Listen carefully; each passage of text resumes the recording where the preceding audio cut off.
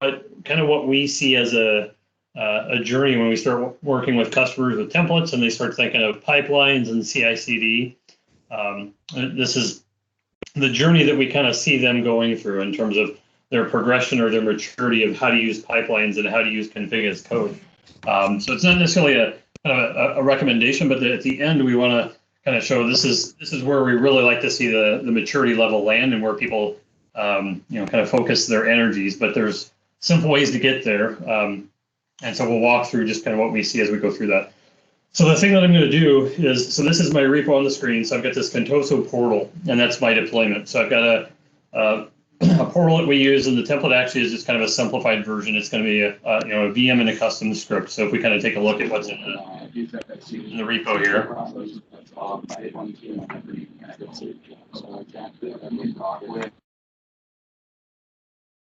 I'll take a look at what's in the repo, and then there's the main template, which is the Azure Deploy template here. And then there's a couple nested template, which are in the modules folder here. And then there's some scripts that run. So it not only has the workload, but it actually has some artifacts that are associated with it that we actually need to stage and deploy along with it. So it kind of shows you a little bit more of an advanced scenario even as we get started.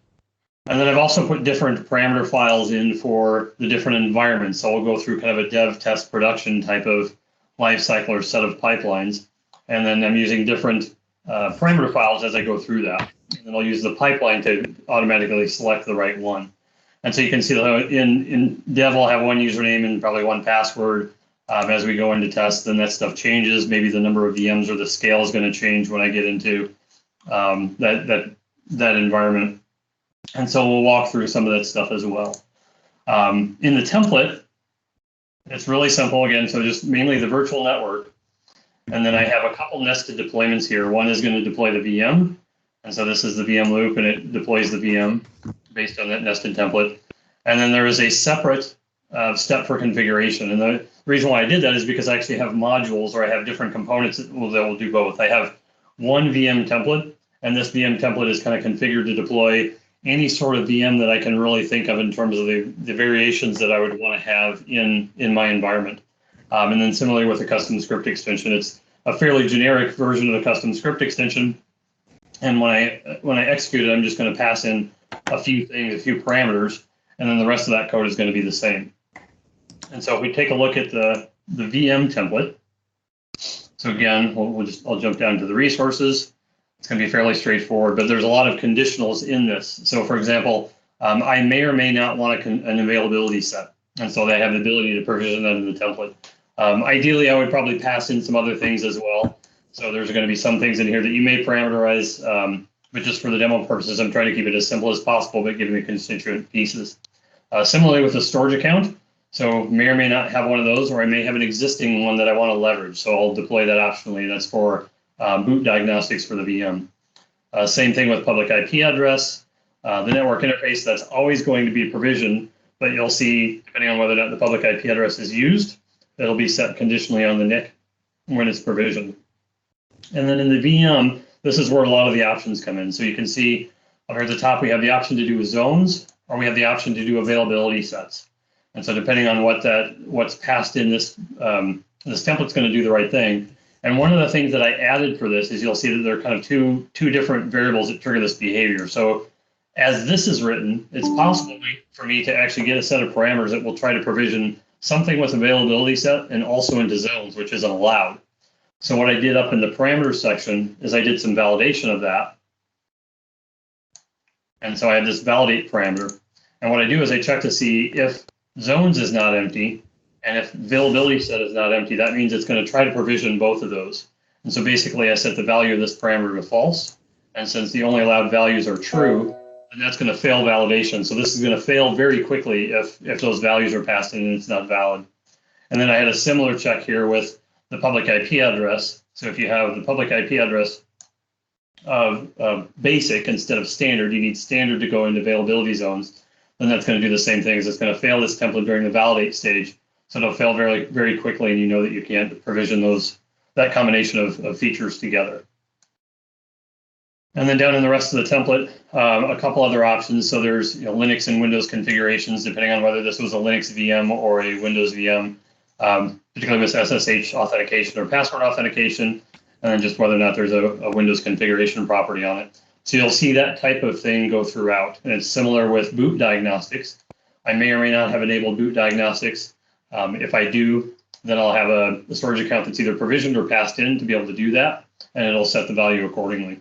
So that kind of gives you an idea of the flexibility of the template, so I can use this one template in my different stages of the pipeline or different environments that I want to deploy to, but I can also use it in different applications because I've made it flexible enough that it's going to allow for a lot of the different changes that will come throughout.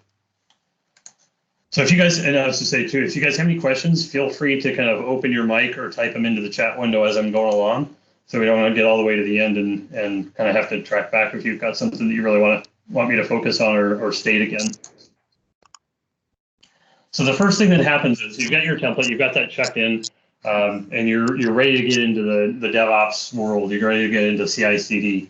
And so if you look at Azure DevOps, probably the first thing you come across is there's this Azure Resource Group deployment task. And that's a lot of times what you'll see. If you search for it, you'll find it. You go into the marketplace, or you look at all your agent tasks that you can have. That will kind of pop to the top if you know what you want to do. So this is a task that's provided with Azure DevOps. It allows you to do a couple things, and we've kind of overloaded the task, I think, over time. And you'll see here in the actions, there's a lot of different things that this task will do. But I'm really only using it to deploy the resource group. So there's a lot of stuff in here that you may or may not need, but it's the thing that you navigate to or you migrate to when you actually come into Azure DevOps. So I'm going to use it to create the resource group. And then a couple of things I do here is one, I can select the subscription or the credentials that I want to use. And so Azure DevOps has the ability to store credentials, or they call them connections. And so if we look at that, I'll see the different connections that I have set up in this project. And I can actually go and update them. I can manage them, and it'll just say, hey, there's a service principal that I can use. I can give it the service principal key and the tenant, and then that's going to be used to authenticate against this particular subscription when I want to connect to that subscription. So I can store this within Azure DevOps, and then I don't have to worry about putting secrets in source control. I don't have to put secrets in the pipeline itself. I can actually use that part of Azure DevOps to keep those things secure. So any task that uses Azure will allow you to specify your connection. So the next thing you do again is just really simple. What resource group do I want to deploy it into? What location am I going to put it into? And then the template information. And actually, what I did in this case is I say I'm going to give it the URL of the file. And the reason why I do this is because I actually have artifacts that I need to stage for this deployment. So I have those custom scripts and I have the nested templates that also need to be passed on to the deployment. And so that's what this first task does in my pipeline, is that actually does the staging. And this is very simple. It just says, where do I want to copy things from? And if I look at and kind of look at our source tree again, it's just copying from this folder. I've got a couple other ones in here, but I'm not going to copy the entire repo because I don't need it. So I'm just going to copy that folder that I need. And then where do I want to copy it to? So I have a storage account that I can provide and let you select from a list. And then I'm going to put it into a particular container to kind of keep it isolated from other pipelines that might use the same task. And then you'll see the two things that are actually output from this is I'm going to output the storage container URI, and that's going to go into a pipeline variable called artifacts location, and the same with the SAS token. It will also generate a SAS token, and it'll output that as a variable, and then I can use that in the subsequent steps of the pipeline. And that's what we have here. So now that those files have been copied into storage for staging, I'm actually going to tell the task, I want you to deploy from that staging location. And what that allows me to do is it allows me to keep everything that I need for this deployment in one place. So I can just say, hey, this is where I want everything to be. So whether I deploy from a storage account, or I deploy from GitHub, or I deploy from a different storage account, a different subscription, every time I want this deployment to run, I want all these files to be accessed, or want them to be relative to one another. So they're all put in the same place. And then when I reference those files, I can just say, hey, right next to my Azure deploy, or right next to my main template, that's where I'm going to find all these other files. And so that keeps that code consistent no matter what. And I actually don't even have to pass the parameter in if I'm going to just use this in some of those scenarios. And then actually the only other thing here then is I'm going to override one of the parameters. So the default parameter, I think, in this is probably an empty string. Yeah, so for my SAS token, so I'm actually going to pass in a parameter, which is that SAS token. So I didn't have to pass in the artifacts location because that's going to just use that template function. All I had to do was pass in the SAS token, and then that will allow me to do the deployment from that staging location. So that's the first step. And so that's kind of the first thing we'll see people do is they know the task is there, they'll put together the tasks, and now they've kind of got that pipeline. And so I can either trigger that up for CI/CD, or I can do it manually, whatever the case may be, but now I actually have an Azure DevOps pipeline that's running that deployment. So the next step we see is we'll kind of call the walk, but in this scenario, when I'm working through my development lifecycle for my templates and I'm working on the desktop and I'm trying to test and deploy these things, I may or may not be using Azure Pipeline. And if you're just kind of starting the journey, you're not using a pipeline.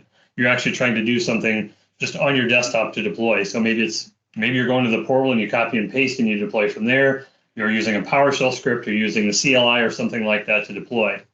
Well, what this is showing is I actually have a script that I'm using. That script is the same set of scripts that you'll see in the quick start repo here. So there's a couple in here that do deployment for PowerShell. This is the new AZ commandlets, the previous Azure ARM commandlets, and then there's also a bash version of the script that will do this deployment. So that's all I'm doing is I'm running that script. So when I'm a developer and I'm running this on my desktop, I'm going to run this script back and forth to test and debug my deployment. And now I want to use that same code in my pipeline so that I know there's no drift. So that way, when I'm testing as a developer, I know that it works with a script. I know how it will work with that script. And when I check it into my pipeline, I know there's no drift in that. So I'm not using the task that may be doing deployment a different way. I'm going to use the same script that I use on my desktop. And so I don't have that drift. So I could use this script. I could use a set of other scripts. It's just kind of another way to deploy within the pipeline. And you'll see that this is an Azure PowerShell task. And so it has the same Azure subscription selection. So I can come in here, I can select from all my service connections. And then again, it's just really simple. What's the command I'm going to execute?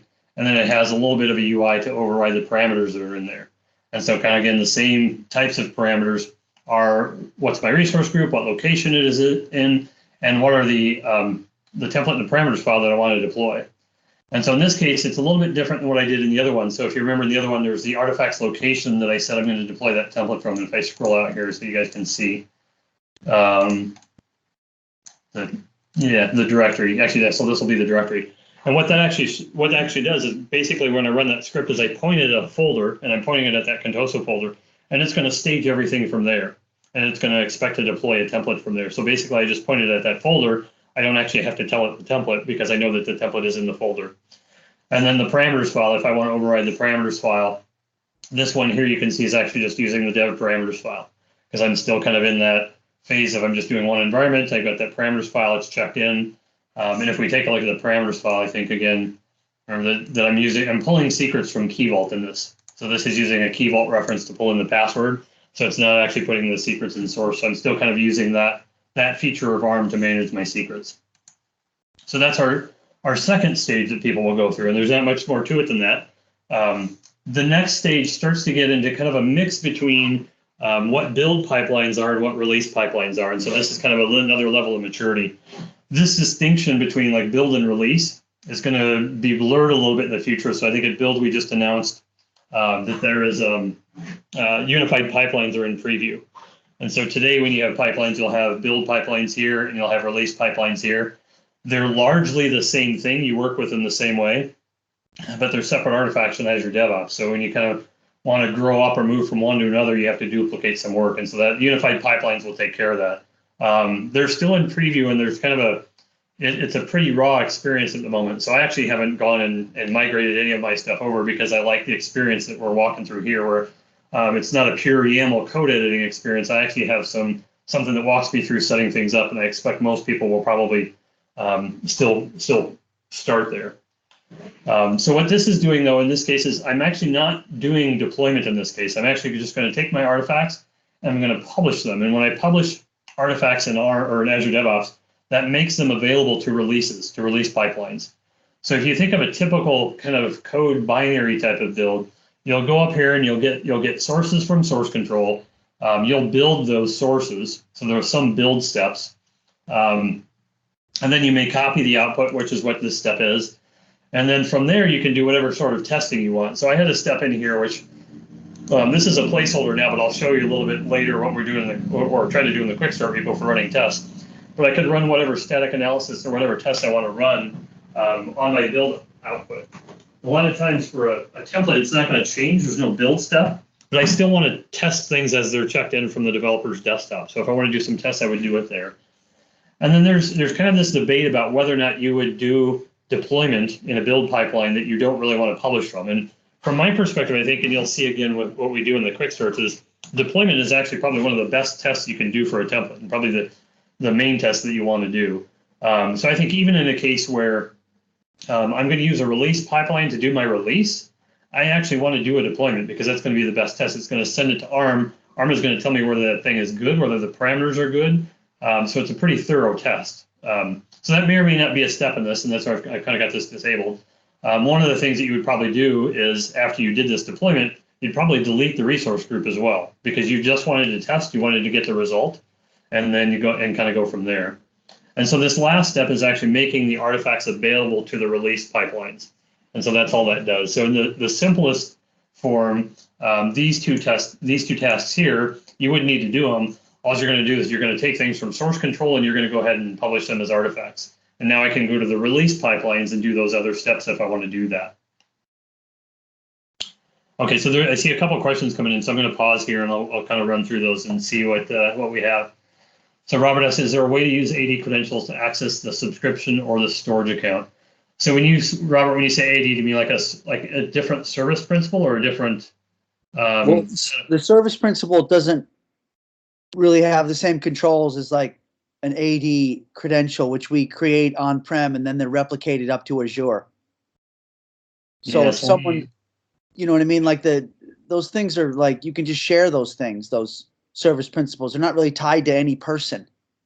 Yeah, so this not accountable for us. Yeah, sorry, this one here is actually using a service principal. So this is a principal that I created just to run my CI/CD, and it has a limited set of permissions. And so that's what this is actually doing. And I think most of these, I'm not familiar with all the ones that they do here, but I think most of them are in that category, that type of thing. So is that kind of what you're thinking, or is it something different? So we don't want to use service principals because you can't expire them in 90 days or force a password change or stuff like that.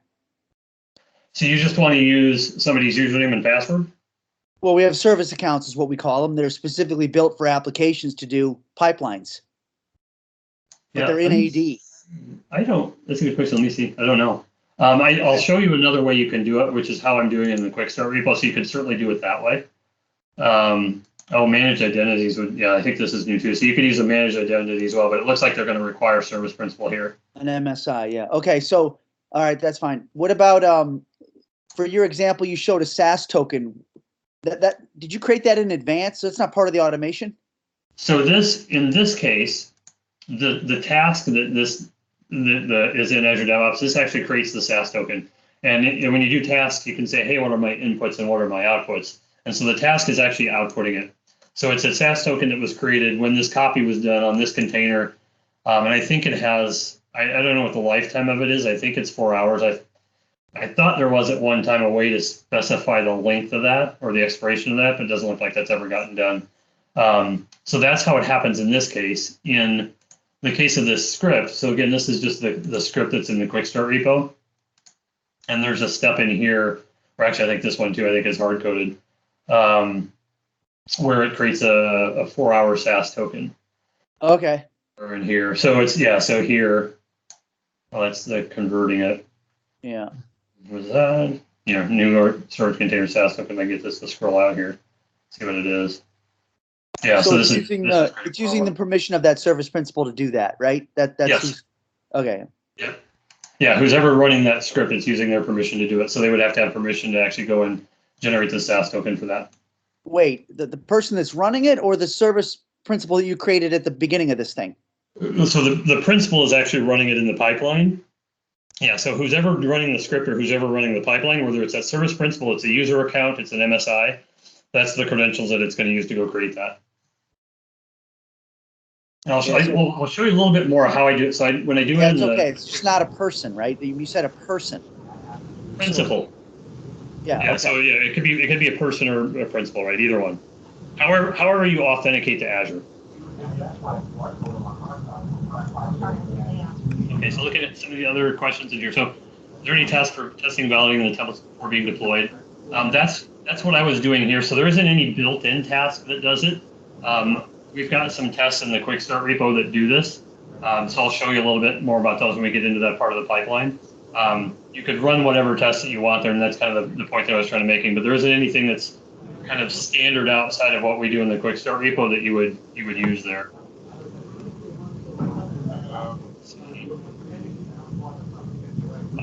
The service connection in Azure DevOps and service principal when you create them. Yeah, you can have Azure DevOps create the principal and set things for you. I created mine outside of that because I don't like it when Azure DevOps manages them. I never like it when they first did that.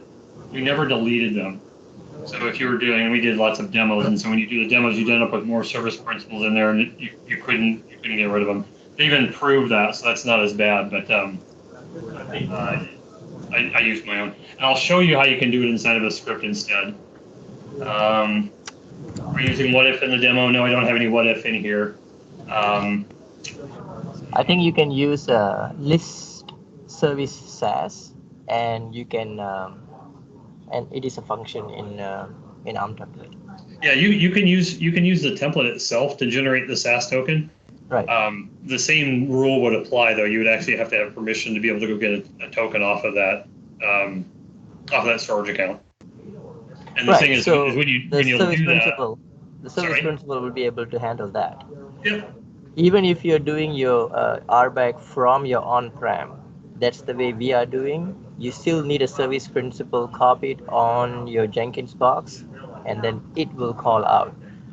Unless you have trusted both ways, the AAD and AD, on-prem AD, the service account is not possible. Or another mechanism should be cloud-only account. This is the 3 options you have. Yeah, and different pipelines will handle their auth in different ways too, yeah. Okay, so Bobby said from your hash vault, you'd have to use a script, and then it depends on where the build release agent is running and how that might work. I'm not, or was that more of a statement or a question? No, it was a question. You showed how there was real close integration with the Azure Vault. And so we haven't completely migrated all of our secrets to Azure Vault. So they're still in on-prem. Okay, yeah. Yeah, you can set the expression date on a service principal secret. Yeah, I think also certificates as well would be another way that you could expire them. We were talking about that earlier. And there's Azure DevOps extension in the marketplace, access vault secrets. Yeah, and I thought there was another way to do it in variables as well. I don't know if anybody knows more about that. Maybe I'm thinking of the marketplace extension to pull secrets out. It's pretty straight. Like from my perspective, everything that I'm doing in the template deployment, aside from the authentication, and so I haven't needed any scenario for that yet. Okay, looks like that's it. Okay, so kind of back to let's set context again. So we're back to this kind of this run phase. We're like, okay, we're really getting into it. Where build is just kind of doing the build. It may run some tests on the files as well, and it's going to publish the artifacts. So the next thing that I would get into is, okay, now I'm going to go through some release pipelines. So I've created one release pipeline in here, and I'll show you what the stages are. The first thing in here is going to be what artifacts am I using? So remember that build was one of the steps in that build, the last step in that build was to publish a set of artifacts. And so what I've said here is, hey, in that build definition, which was now I'm in the run phase, for that build definition, I want you to take the latest set of artifacts and use those for my release definition or for my release pipelines. And then you can give it a name so it's easier to reference. And so now that I've got the artifact set, the next thing is to go and create the different stages. And these are just pipelines, but they're in different stages. And I've got one for dev and for QA. And the tasks are going to look very similar, except I'm actually doing a little bit more in this now because now I've kind of graduated into like, hey, we're going to do a release. We're going to set this thing up from front to back so that I have an environment that looks as close as I can get it to look like in my prod environment. And so I've got a couple more tasks in here. The last one is actually deploying the portal. So it's that same step of, hey, I'm going to go deploy that template that I had, but I'm setting up some things ahead of time in the pipeline. So if you look at and actually we can run back over here to the repo and kind of show you what we're doing from a code perspective. So I've got a couple of steps in there. One is going to be creating the policy definition. And so that's just very simple, creating a policy definition. And the only thing that this does is say, hey, you can only deploy in certain locations. And we're gonna set that per environment. So in the dev environment, it might just be US locations or something like that. And that's where the parameters comes in. You'll see I've restricted it to a handful of the US locations. So that's what the policy definition is going to do. And then the next step is going to be to create the resource group that the portal is going to be deployed into. And so I have a subscription level deployment. And from there, I'll create the resource group, which is the first step. And then I've got a deployment that's going to configure the resource group. For the first thing that I'll do is I'll lock it so that that resource group can't be deleted unless the lock is removed. So kind of prevent an accidental deletion there. The next thing I'm going to do is I'm going to take assign somebody permission to that resource group. So from the pipeline perspective, whoever has passed in and said, hey, I want this principal to have access to this resource group. So it'll be kind of their own private dev environment. And then I'll let them be contributors or whatever role I pass in. I'll let them have control over that resource group. And then the last thing that's done is assigning the policy to it. So now I'm going to put the policy on that resource group. So now anything deployed in that resource group will have to go into those locations. And so that's setting up that stage. And then you'll see, again, there's going to be different sets of parameter files for the different environments. So I just have a different resource group name, different location, and principles if that's the case for that. So that's the code behind the release. So go back here. So the first step is, again, just creating that policy definition. And this is the same Azure PowerShell task that I used in the other parts of the other build pipelines, where I'm saying, hey, here's the script that I want to run. And then I'm going to go ahead and I'm going to deploy this template from this parameters file. And then here's where I want you to pull it from. So basically giving the parameters necessary to run that script that I would run on the desktop.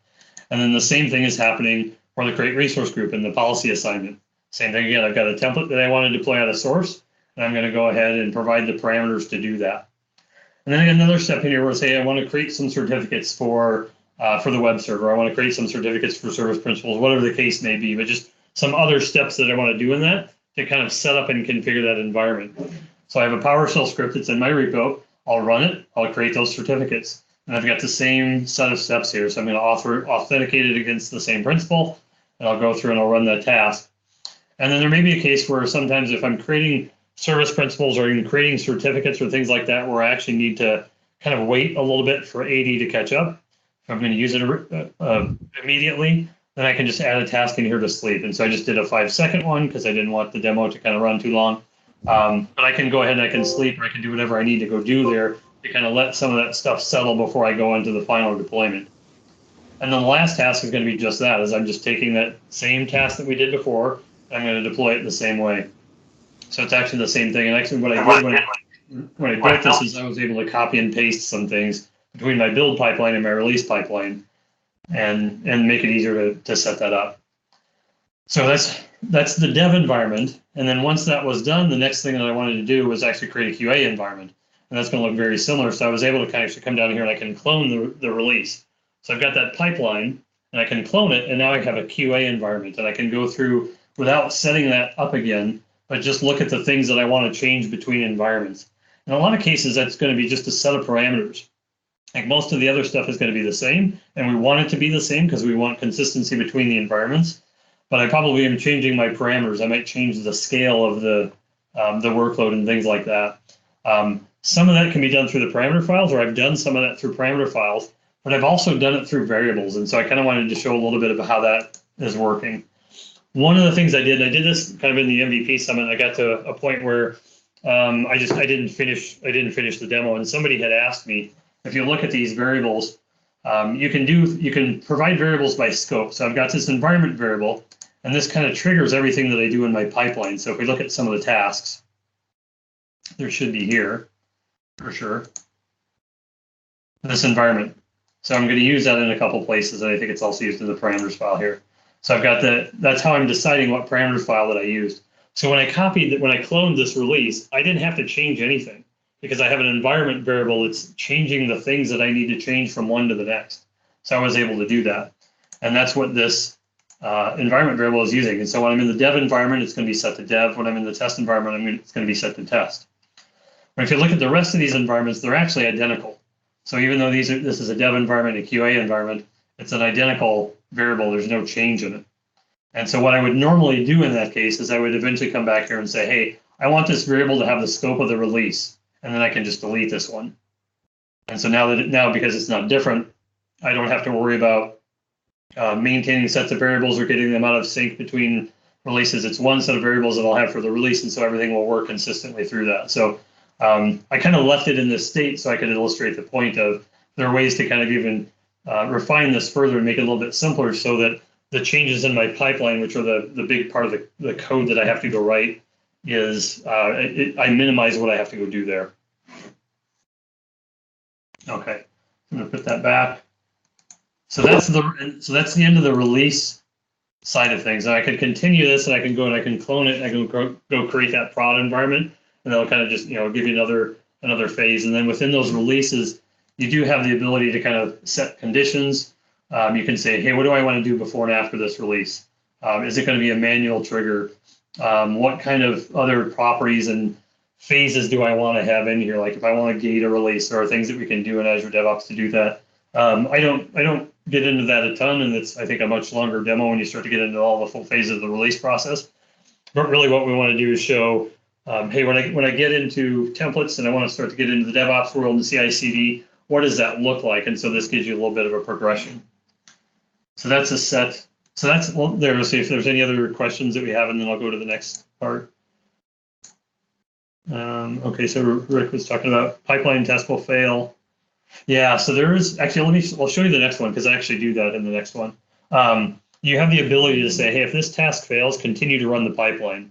Or if this task fails, then I want you to kind of bail out of the pipeline. So this one here, so this is another build pipeline definition. So this is something that we're trying to, so in the quick start repo, if you guys are familiar with the quick start repo, I imagine most of you are, but whenever we get a pull request into this repo, we have Travis CI run a job, and that job essentially runs a deployment and says, hey, does this thing deploy? If it doesn't deploy, we don't want to merge it into the repo. That's the simple version, but there's actually a lot that actually happens behind that. And if you kind of look at some of these, when you get into submitting a pull request, you'll see some things in here where, like, there's these funky parameters, and these are actually tokens that we use in the CI/CD pipeline to generate certain values for the deployment. So in this case, we're actually generating a password, and we're generating a unique username to kind of keep surface area small. So there's things like that happen in the pipeline. And so what we want to do is we want to move it over to Azure DevOps now that they have the ability to do public pipelines off of GitHub repos. And so I'm starting to put together the pipeline to do that. And so I'll kind of walk through a little bit what we're doing here. This is a little bit more involved because we actually do quite a bit more. And then the other thing that I did, and this is where we're talking about some of the authentication things, you'll see that this is just a regular PowerShell task. So the ones that we're using here are this Azure PowerShell task, which does the Azure authentication for you and it imports the Azure module. I've kind of broken this down into, hey, I just want to use PowerShell. And one of the reasons why I did that is because the Azure PowerShell task, whenever that thing is bootstrapped, it will go through and it will install the Azure module that you ask it to install, and it will log you into Azure. And both of those things take, whatever it takes a few minutes to actually go do that. So if you have multiple Azure PowerShell tasks in your pipeline, you're doing that multiple times because each task will do it. It can be independent. Well, for my pipeline, I just wanted to do it once. I only need to authenticate once. I only need to install Azure PowerShell once. I don't need to do it multiple times. So I basically set up a task, which is this here, that will do that for me. So I actually just have that. That's going to actually do the login, and it'll do the importing the Azure modules. It'll do it once, and then it's available for my entire pipeline. So it makes it much faster for me to run through things. So in that pipeline, there's a couple things we do, and some of this is still in progress, but the tasks are the same. Like the first thing that we want to do is we want to go get the folder that's changed, and we want to create a resource group for that deployment. Normally, when you run a pipeline, the entire repo has the scope. And so basically, in this case, I just want to know what was the one file that you changed, because I'm going to take that script that I point to a folder, and I'm going to stage it and deploy it. So I just want to know what's the one folder that changed, and that's what this task is doing. And so it'll find that, and then it actually sets that task into a pipeline variable. And so this, I just got this hard-coded. I've been testing a couple of these by just manually putting them in. And then it also creates a resource group name for me. So it basically takes a name and puts a GUID on it, and then I'm going to go create that resource group in my subscription when I deploy. And then I'll also set that as a task variable. And then the next thing here is I'm going to actually connect to Azure. So I've got the script that does the service principal connection. So instead of using the credentials that are stored in the pipeline, I've actually stored them in pipeline variables. And so you see, here's my app ID and here's my secret. So I can actually mark that as secret, and I can store them securely as pipeline variables. And then I can pull that out when I run my script and do authentication that way. And so it just gives you another way to actually go and do authentication within the pipeline. And then these are all the steps that we're going to go through. So this is actually starting to get into, like, we have tests in the quick start repo, and this is actually running those tests. And I think I probably have a build here that I can show you the output of that. So the first thing I do is I import the module to run the tests, and then I run the tests on that one folder that was passed in. And then I can, in this case, say, with my control options, continue even if this fails. And you can decide whether or not you'd want to do this. So in our case, we're actually going to run as much of the test as we can. So if a best practice fails, the template may still deploy. But you can kind of make that decision, right? Like if any of these fail, then the default is actually for the pipeline to stop. But you can actually tell it to continue. And then there's a thing down here at the end where I say, hey, I want to clean up the resource group. And even if the previous task has failed, I want this task to run. So I always want that resource group to be deleted, because I don't want to be paying for things while somebody goes and tries to debug this thing. So those are a couple of the control options that you have. So I run the best practice test.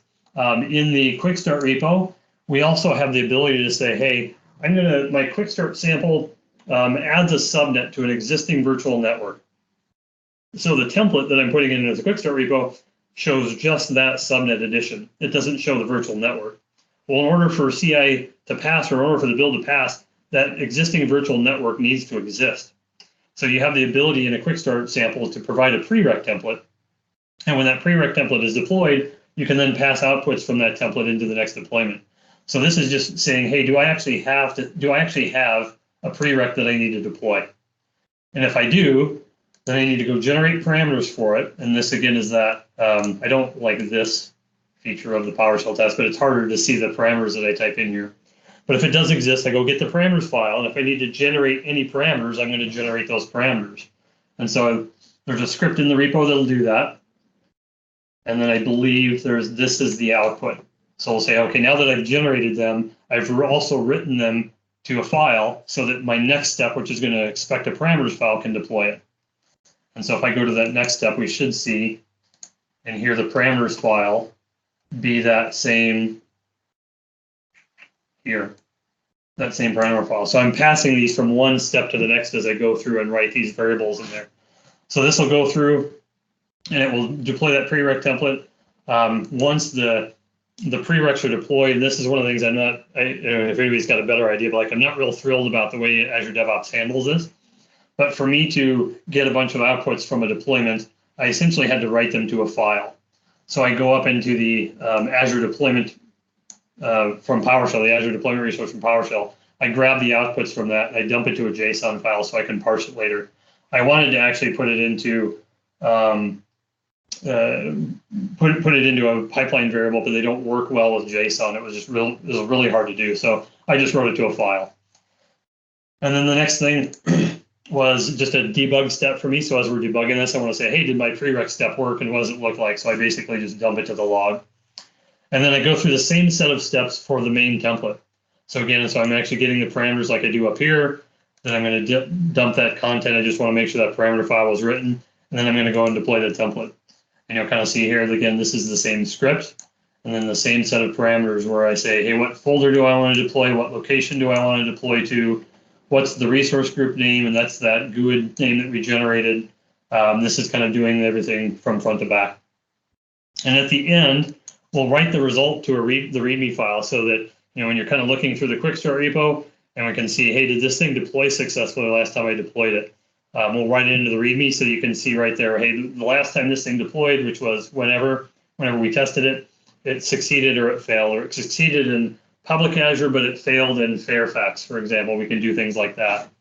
And then the last thing, again, is kind of cleaning up that resource group. Now I want to tear everything down because I want to make sure that I'm not paying for the things that, that we're not using anymore. So that's just kind of a different way to think of it. You can see a lot more happening in the pipeline. There's multiple steps, kind of how to pass things from one step to another. Different ways you can authenticate into Azure. Again, the variables, we have different things for the different variables, and Some of the things we've hard coded, like for example, we're always going to deploy when we run the CI/CD. We always deploy to S2S because that's where we know we have quota and permission and everything else to deploy. Some things that we output, like we're generating those file names. So when I write the file name of the parameters that I generated, that's actually a pipeline variable. So I don't have to hard code it. I can leave that as a variable. And then you can see some other things that are in there. That some of these are default. A lot of these system ones are defaults, but the other ones that I actually had in there for my purposes. The other thing that we have in here, and this is one that I haven't really found a good way to do this, partially because we need to keep it secret, but there's this config file that actually stores some information that we use when we generate parameters. And so we actually get that out of a JSON file. Haven't found a good way to do that in pipelines aside from checking it into the repo, but because it has information in there that, one, people could break it if they change it, but also has some things in there that probably best we don't share those. We just host that somewhere else, and that actually gets downloaded when we do any work with the deployment parameters. And so I think that's all I had for the demo. And you guys have questions, comments? Feel free to open up your mic and go that way.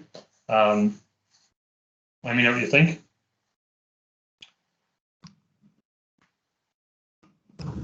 I have a rookie question. So looks like on your demo you were using you are linking multiple templates into one when you deploy them. So when you try to parameterize a solution, say by environment, and you need to carry forward some of the build component, say you are building new database, and then you need to have the database name, and then it need to be available in the other template. Have you run into any kind of a race condition where you have to wait, but you don't know how long you need to wait? And then even if you put wait condition, depends on, it doesn't really wait for it. So if I understand your question correctly, kind of around dependencies and referencing between resources, how do you make sure that you've got the right timing in place? So for anything that I do like that, as much of the orchestration around deployment as I can push into my template and I can push into Azure, I will do that. So if it's possible for me to do a pipeline step within an Azure deployment or within an Azure template, I'll do that, just because now I don't have to worry about maintaining it outside of that source code. It's just much easier to actually have that happen. Then when I get to if I get to a point where Azure can't do some of that, like for example, I think we had in probably this one here, where there's a task here where I'm actually sleeping. You could technically probably fudge your way around that in a template, but there's no clean way to do it. So I just do it here in the pipeline. So that's kind of how I'll separate things. In general, so I haven't seen too many cases. I know there is, the only one that I can think of right now is like if I say I go provision a SQL database, and then I need to put that SQL database in a connect string for a web app. I can't think of a scenario that I've run into where if I structure the deployment in the template where the dependencies are met, that by the time that connection string is needed, that SQL database name isn't available. Usually that's available right away. There are cases like for a public IP address, for example. Public IP addresses, because they're kind of a scarce, finite resource, a public IP address, dynamic public IP address isn't available until it's actually needed. Azure doesn't actually give you one until you absolutely need it. And so if I go through a template and I say, hey, I'm going to deploy this public IP address, and I immediately want to reference that IP address, you won't get it. You actually have to assign it to something to get it. So in a template scenario, a lot of times what will happen with that is people will do that public IP address deployment within a nested template, and then they'll output the IP address as an output in the nested template, and then continue on from a subsequent one. So that's the only case that I've run into where I know where there's kind of limitations in Azure. Now there's there are 3,000 resources in Azure, so I may very well be missing experience with some of them. But again, it kind of goes back to like, if I can do that in a template, I'm going to do it in the template, because that way it'll work just fine outside of my pipeline as it will inside of my pipeline. So I'll try to figure out ways to do that. For the most part, using dependencies and kind of separating deployments if you need to, it's a little bit heavy-handed, but if you separate your deployment, a lot of those things you can overcome. Does that help? Yeah. Yeah. So okay. So I think Rick and yeah. So the IP addresses for hosted agents so that you can whitelist things. I actually started that conversation. I think it was last week with the Azure DevOps guys. They're fairly silent on the matter. My guess is that those are all dynamic IPs, and the ranges probably aren't real well defined. So I'm not hopeful of the answer. I've talked to a couple of customers who've actually worked around it by setting up their own build server, which is good. And he's like, hey, it works fine, but it's like, yeah, but you got to host your own build server. That's not the pattern we hope that people have to follow. So we're trying to make some progress in that area, but I don't have any magic answers for you today. And I think that's the same thing that Rick said, yeah. Okay, anything else?